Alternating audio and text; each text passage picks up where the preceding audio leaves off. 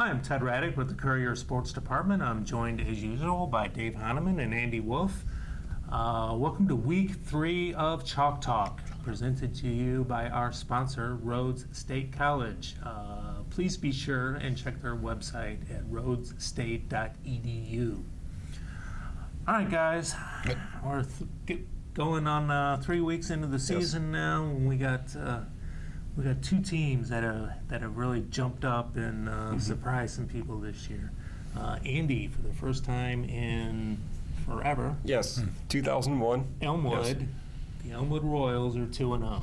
And they're 2-0, and this is a program that has won no more than 2 games in each of the past 5 years. They haven't had a winning season, I think, since 2005. So this is kind of a big deal for them, the program that wants to get turned around. I mean, yes, the wins are against Lakota and North Baltimore, but these are the teams that you have to beat if you want to scrap up some victories together. They beat them decisively, too. 2-0 for the first time, like I said, since 2001, and it's hard to fault them there because all those years, I think for like 10 straight years after that, they were playing Hopewell Loudon either week 1 or week 2, and that was when Hopewell Loudon started making its run of playoff runs. Right. So hard to really fault them for not starting 2-0, but still, it's a good start for them, and they've got Northwood this week, and Northwood will be a good quality win, probably their best win of the season, and Northwood's one of those schools that hasn't had a losing season in about 10 years either. Right. I'm not convinced about how good the TAC is. But, so yeah. This would seem to be a winnable game Yes, for Elmwood. Absolutely.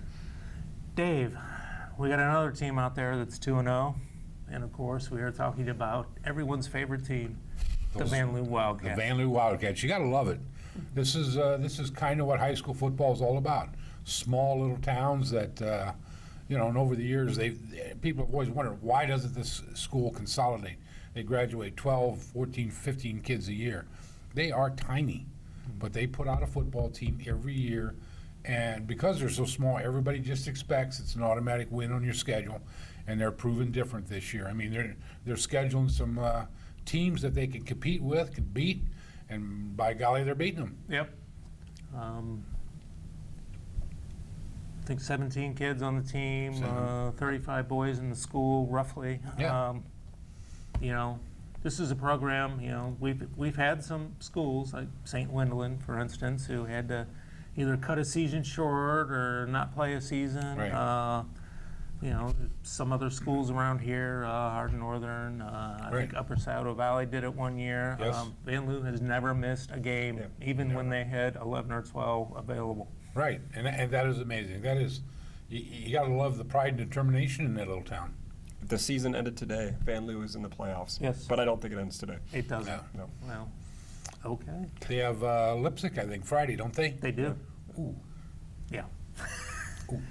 So, okay, this week, Andy, you Yes. had kind of a good competitive game Yes. between a couple teams that are looking to make a turnaround, North Baltimore and Corey Rawson. Yeah, North Baltimore had a nice win over Ayersville last week behind the big passing display of Levi Gazarek, and this game for North Baltimore and Corey Rawson, I think, features 2 of the more probably exciting athletes or productive athletes, especially. Gazarek is a 6'5", 250-pound kid that's going to Bowling Green, and Tommy Stauffer led the BVC in rushing last year, but offhand, did you know Deontay Davis, his teammate and running back, is leading the BVC at 230 rushing yards per game, which says a lot about him, yeah. Back-to-back 200-yard games. Yeah. They've still been running the ball with Stauffer. It's going to be a huge contrast of styles between Corey Ross running the ball, and Gazarek, I think, had 2 50-yard touchdowns in a comeback win over Ayersville last week.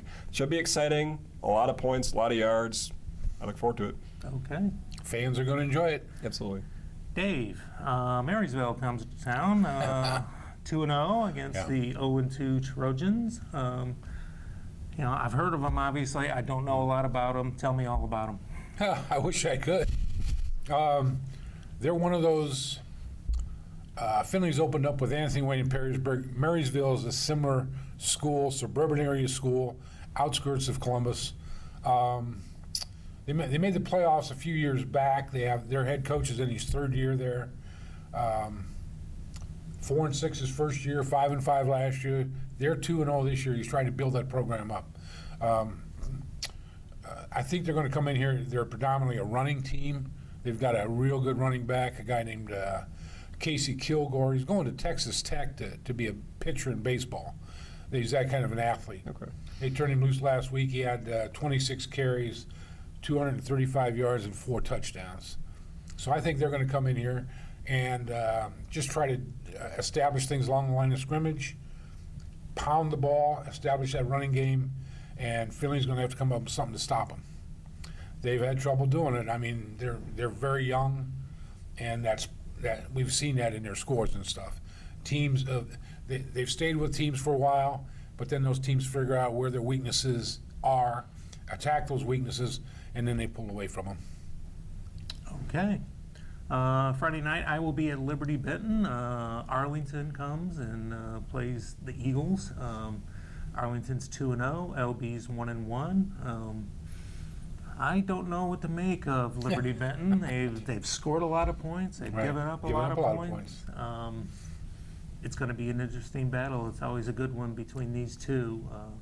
They like to get after it. So I find it hard to believe. If I understand right, they've beaten them 17 straight years? yeah, I think that's right. Wow. Yeah. And the overall numbers in the rivalry are still really close. So, yeah. LB's pulled out to a couple games advantage in that series over the years. But okay. I think that'll wrap it up for this week. Be sure and check out the Courier on Saturday morning, thecourier.com Friday night. And remember, we have a podcast that we do on Friday nights. Be sure and check that out. Please, again, make sure and visit our sponsor, Rhodes State College at rhodesstate.edu.